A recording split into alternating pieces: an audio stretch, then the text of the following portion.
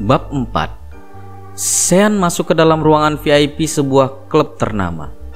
Cih, ucap Sean melihat pemandangan yang ada di depan matanya saat memasuki ruangan di mana para sahabatnya berkumpul. Melihat kehadiran Sean, Nico dan Rehan mengusir para wanita yang sedang sibuk memanjakan tubuh bagian bawah mereka. Kamu selalu saja mengusik kesenangan orang, ucap Nico sambil mengancingkan celananya. Apa pengusaha besar seperti kalian sudah bangkrut hingga kalian tidak sanggup menyewa kamar sampai harus melakukannya di sini? Serkas Sean. Mulutmu semakin hari semakin pedas saja, sindir Nico. Kamu berkata seperti itu seolah-olah kamu tidak pernah melakukannya saja, saud Rehan menyindir. Setidaknya aku tidak segila kalian yang melakukan di sembarang tempat, balas Sean santai duduk di sofa. Tumben datang kemari, apa kekasihmu kurang memberikan kepuasan padamu hingga seorang Sean Alexander yang bucin pada kekasihnya sampai datang kemari? Ucap Nico bertanya karena merasa heran. Sejak bersama Jenny, Sean sangat jarang berkumpul bersama mereka di klub. Sean juga tidak pernah bermain dengan wanita-wanita di belakang Jenny, meskipun berhasrat besar. Namun Sean tipe lelaki yang akan setia pada perempuan yang ada di sisinya. Jenny akan pergi ke luar negeri, ucap Sean. Sudah aku katakan, kamu dan Jenny itu tidak cocok. Kamu menginginkan seorang pendamping yang penurut, wanita rumahan yang akan selalu ada menyambutmu saat kamu pulang ke rumah. Tapi Jenny jauh dari yang kamu harapkan. Jenny adalah wanita yang selalu ingin terbang bebas, wanita yang tidak akan betah berdiam diri di rumah, yang hanya menunggu prianya pulang, jawab Rehan. Dia hanya pergi sementara. Saat dia pulang kami akan menikah dan dia akan menjadi istri yang baik, menjadi seperti yang aku inginkan, ucap Sean berusaha membela Jenny. Terserahlah apa katamu. Lalu apa yang membuatmu terlihat kacau? Tanya Nico. Kemana aku harus mencari wanita untuk dikontrak tinggal bersamaku dan sekaligus menjadi partner seksku selama Jenny tidak ada? Tanya Sean membuat kedua sahabatnya terkejut. Apa? Ucap Rehan dan Nico secara bersamaan, dengan mulut ternganga tak percaya dengan ucapan sahabatnya. Sean melamparkan bantal sofa ke arah sahabatnya tersebut karena merasa kesal dengan tanggapan sahabatnya yang berlebihan. Kamu bisa mencari wanita di dalam klub ini. Aku juga bisa mencarikan ratusan bahkan ribuan wanita untuk kamu jadikan teman seksmu. Wanita mana yang akan menolak pria tampan pemilik ALX Group sepertimu? Semua pasti dengan rela memberikan tubuhnya untuk kamu nikmati, ucap Nico. Bukan itu masalahnya. Jenny hanya memperbolehkan satu wanita saja yang boleh bersamaku, dan bukan dari tempat buruk seperti ini, jawab Sean. Sepertinya kamu dan Jenny adalah pasangan tergila yang pernah aku temui, ucap Rehan tertawa meledek Sean. Rehan menghentikan tawanya saat melihat raut muka Sean yang mulai mengeras, tanda bahwa ia mulai tersulut emosi. Kamu tenang saja, kami akan membantumu mencari wanita yang bisa kau kontrak untuk menjadi partner seksmu, jawab Nico yang dianggukkan oleh Rehan, tanda bahwa dia setuju. Baguslah kalau begitu, aku pulang dulu. Jenny pasti menungguku, ucap Sean beranjak dari duduknya lalu keluar dari klub tersebut. Dasar pria gila, pekik Nico memaki setelah Sean sudah tak terlihat lagi. Ya, mereka memang sudah gila, tapi sayangnya dia teman kita, saud Rehan terkekeh.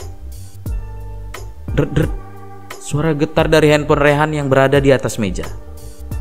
Re, handphonemu, ucap Nico menunjuk ke arah handphone Rehan yang bergetar di atas meja. Halo sayang, ucap Rehan setelah menjawab panggilan telepon dari kekasihnya. Besok jangan lupa menjemputku ya, ucap seorang wanita di seberang sana. Iya sayang, aku tidak mungkin lupa. Besok aku akan menjemputmu, ucap Rehan. Re, kamu di mana? Kenapa berisik sekali? Tanya kekasih Rehan lagi. Aku lagi di klub menemani Nico yang sedang galau. Sebentar lagi aku pulang. Udah dulu ya sayang, besok aku akan ke sana, ucap Rehan dengan cepat menutup teleponnya sebelum kekasihnya kembali melontarkan berbagai pertanyaan. Apa ada masalah? Tanya Nico setelah Rehan meletakkan kembali handphonenya. Enggak, dia hanya mengingatkan untuk menjemputnya besok, jawab Rehan santai. Apa aku boleh ikut menjemputnya besok? Aku sudah lama tidak bertemu dengan kekasihmu. Bilang saja kalau kamu mau menggoda para pegawainya di sana. Dasar playboy tua, ucap Rehan tertawa meledek Niko. Aku belum tua, usiaku baru 29 tahun dan hanya selisih 1 tahun dari kalian. Tapi tebakanmu benar, aku hanya ingin cuci mata saja di sana, jawab Niko ikut tertawa. Dasar playboy. Aku playboy karena belum menemukan yang cocok. Nah, kalau aku saja disebut playboy, lalu apa sebutan yang cocok untukmu yang jelas-jelas sudah mempunyai kekasih tapi masih bermain di sini? Ucap Niko balik menyindir Rehan. Kalian tahu alasanku, aku hanya mencintai dia. Di sini aku hanya mencari kepuasan yang tidak mungkin aku dapatkan dari dia. Bukankah itu semua normal? Jawab Rehan santai meneguk minumannya. Aku hanya berharap kamu tidak menyesal saat dia mengetahui semua kelakuanmu di belakangnya, ucap Niko yang sama sekali tidak dihiraukan oleh Rehan. Bab 5. Jam menunjukkan pukul 8 pagi. Naura terlihat sudah siap untuk berangkat bekerja. Bu, Dek, kakak berangkat kerja dulu ya. Assalamualaikum, pamit Naura kepada ibu dan adiknya. Hati-hati ya kak. Waalaikumsalam, jawab ibu dan Erika bersamaan. Naura menaiki motor metiknya lalu beranjak pergi meninggalkan rumah menuju tempat kerjanya. Naura tiba di tempat kerjanya pukul 8.30, butuh waktu setengah jam untuk sampai ke tempat kerja. Pagi Ra, sapa Dewi salah satu karyawan yang sangat dekat dengannya. Pagi juga Dew, jawab Naura tersenyum. Karena sifat lembut dan ramah yang dimiliki Naura membuatnya disukai oleh semua teman kerjanya. Tidak ada yang namanya iri dengki di lingkungan kerja mereka. Semuanya merasa cocok satu sama lain. Karena memang persyaratan utama bekerja di MC Butik adalah baik dan sopan. Kak, aku izin sholat dulu ya, ucap Naura kepada Maria, pemilik butik tersebut. Iya Ra, doain aku cepat dilamar ya, jawab Maria terkekeh menggoda Naura. Naura tersenyum mendengar ucapan bosnya, lalu berlalu menuju tempat ibadah yang ada di dalam butik tersebut. Gadis cantik ini tidak pernah lalai mengerjakan kewajibannya sebagai seorang muslim.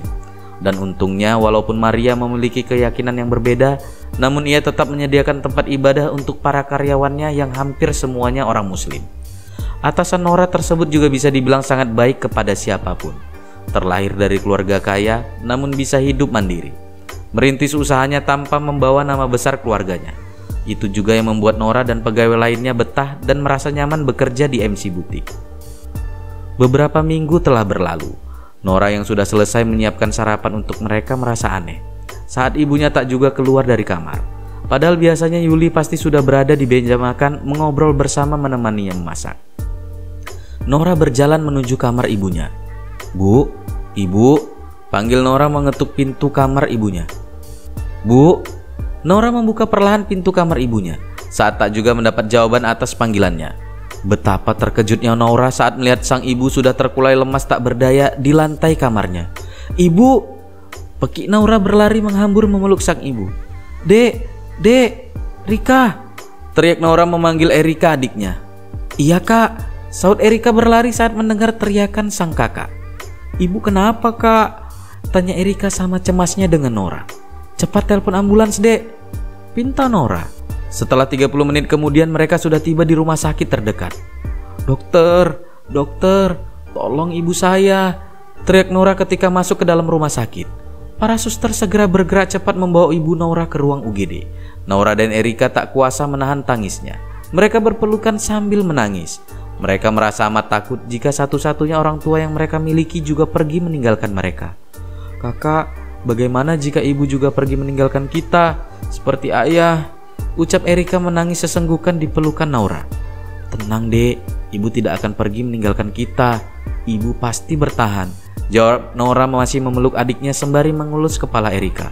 Naura berusaha memberikan ketenangan dan kenyamanan untuk adiknya. Meskipun kenyataannya dia sendiri begitu takut dengan keadaan yang sedang mereka hadapi saat ini. Setelah menunggu beberapa menit, dokter yang menangani ibu mereka pun keluar dan menghampiri keduanya. Bab 6. Setelah menunggu beberapa menit, dokter yang menangani ibu mereka pun keluar dan menghampiri keduanya. Dokter, bagaimana keadaan ibu kami? Tanya Naura dan Erika secara bersamaan. Sebaiknya kita bicara di ruangan saya, ucap sang dokter. Dek, kamu jaga ibu ya, biar kakak yang bicara dengan dokter, ucap Naura kepada Erika. lalu mengikuti dokter tersebut masuk ke ruangannya. Setelah mempersilahkan Naura duduk, sang dokter mulai menjelaskan keadaan ibu Naura. Dari hasil pemeriksaan CT scan yang kami lakukan, kami menemukan bahwa terjadi kegagalan fungsi hati pada tubuh ibu Anda. Bagai tersambar petir, tubuh Naura menegang mendengar ucapan sang dokter. Meski tidak sepenuhnya mengerti dengan yang dimaksud oleh dokter, namun dapat Naura simpulkan jika keadaan ibunya buruk. Hal itu membuat Naura merasa semakin cemas dan gelisah. Lalu, pengobatan seperti apa yang harus dilakukan, Dok? Saya mohon lakukan apapun untuk kesembuhan ibu saya. Tolong sembuhkan ibu saya, ucap Naura dengan air mata yang mulai menetes. Tanpa sadar Naura menggenggam tangan sang dokter yang berada di atas meja. Sial, jantungku berdebar hanya karena disentuh olehnya. Aku baru sadar ternyata gadis ini sangat cantik. Astaga, apa yang sudah aku pikirkan? Batin sang dokter menggelengkan kepalanya, lalu mulai menarik tangannya dari genggaman Naura. Mengingat kerusakan pada organ hati beliau sudah cukup parah, jalan satu-satunya yang dapat saya anjurkan saat ini adalah dengan melakukan transplantasi hati, jawab sang dokter. Transplantasi hati? Kalau saya boleh tahu, berapa perkiraan biaya transplantasi hati, Dok? Tanya Naura harap-harap cemas. Mungkin kisaran 300 juta. Selain biaya transplantasi hati, mendapatkan pendonor yang cocok juga tidaklah mudah. Banyak serangkaian tes yang perlu dilakukan terlebih dahulu. Dan lagi, jawab sang dokter menjelaskan secara rinci tentang cara kerja transplantasi hati, beserta resiko dan juga tentang keadaan setelah transplantasi hati nanti. Naura mendengarkan dengan sesama semua penjelasan sang dokter.